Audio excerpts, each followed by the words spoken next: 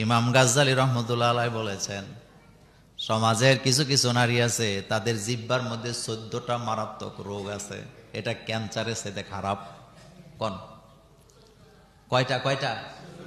কিছু কিছু নারী, সব নারী খারাপ কিন্তু বলে নাই। ইমাম গাজ্জালী বলেছেন সমাজে কিছু নারী আছে তাদের জিহ্বার মধ্যে 14টা রোগ। বলেন, জোরে বলেন, কয়টা? ক্যান্সারের চাইতো 1 নাম্বার অনর্থক কথা বলা, অর্থহীন কথা।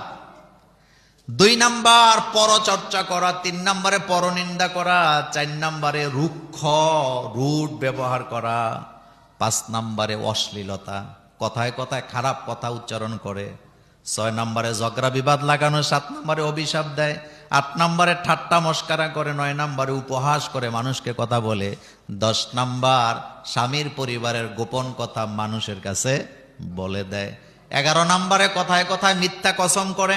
আসেনি? হারামও খাই নাই, হারামও কই নাই, হারামও যাই নাই। 12 নাম্বারে মিথ্যা আশ্বাস দেয়, 13 নাম্বার গীবদে লিপ্ত হয়, 14 নাম্বার গুজব ছড়ায়া দেয়। মন থাকবো না আপনাদের? এগুলি রোগ। বলেন, এগুলা কি? এগুলা রোগ।